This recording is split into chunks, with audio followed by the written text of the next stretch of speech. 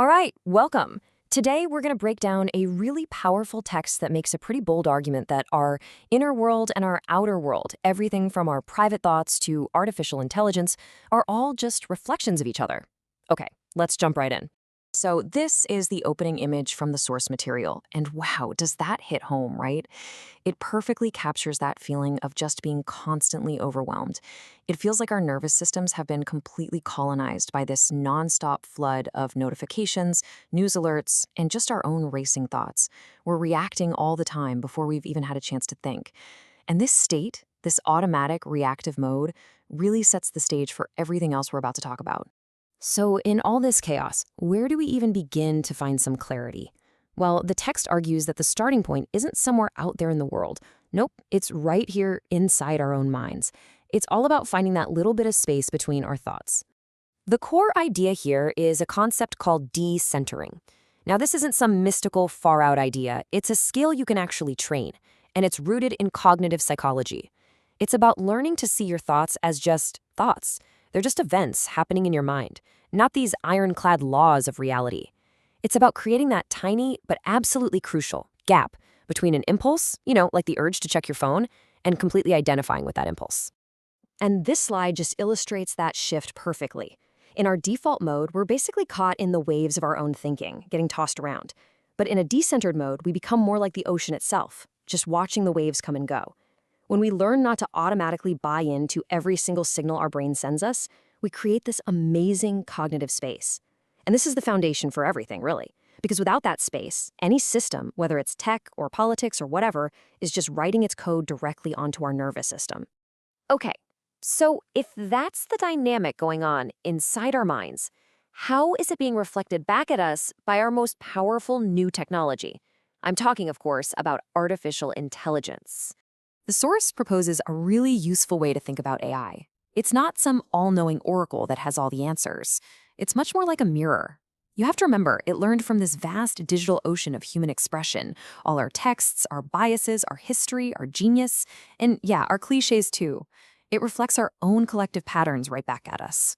Now, what's really fascinating here is that this whole mirror idea isn't just some philosophical metaphor. It's a reality that's actually backed up by research. The U.S. National Institute of Standards and Technology, or NIST, literally defines AI as a socio-technical system. That means it's not just code. It's a system that can take our human biases and put them on blast. And other studies are showing that AI can simulate our behavior so well that it's a genuinely accurate reflection of our collective patterns. But here is the critical warning. A mirror isn't always a good thing. It can distort our reflection, right? It can become a funhouse mirror. Stanford researchers are now warning about what they call delusional spirals, where a chatbot basically just confirms a user's most paranoid or grandiose beliefs, which only makes things worse. The mirror becomes a trap, a total echo chamber that reinforces our own inner movie instead of giving us any real insight. So, if AI is a mirror for our individual and collective minds, what happens when we look at the world's stage? Let's zoom the lens out and see how this same dynamic of these complex, interlocking patterns plays out on a global scale. You know that feeling that the world is in a state of chaos? Well, it's not just in your head. The data is pretty stark. According to the Uppsala Conflict Data Program, the number of active conflicts is at its highest point in almost 80 years. This isn't just some number, it's a global scale reflection of these reactive, destabilizing patterns we've been talking about. And all this conflict has absolutely devastating human consequences. We're looking at over 122 million people who have been forcibly displaced from their homes. And what's crucial to understand here is that the causes are all tangled up. It's not just one thing. It's a complex web of conflict, economic instability, and climate shocks all feeding each other. It's a system reacting to stress in predictable and truly tragic ways. So, how is the world reacting to all this instability?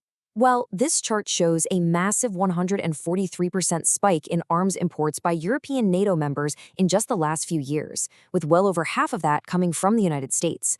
The source presents this as a really clear indicator of a deep-seated strategic dependency, a world that's falling back on familiar reactive patterns when faced with fear. Okay, so here's the crucial point of all this.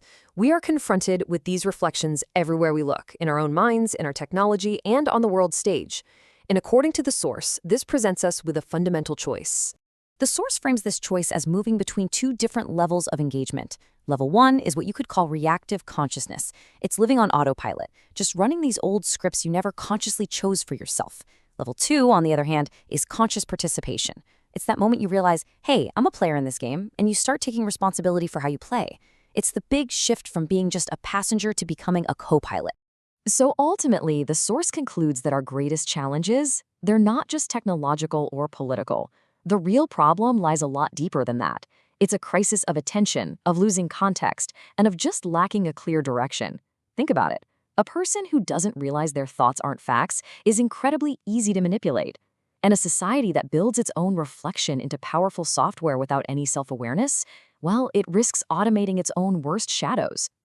And this leaves us with one final, very powerful question. The text doesn't offer a simple prophecy or some technological savior. Instead, it puts the responsibility squarely back on our shoulders. In this vast control room, filled with all these mirrors reflecting our best and worst instincts, the most important question isn't what the mirrors are going to show us next. The question is, who do we choose to be in response?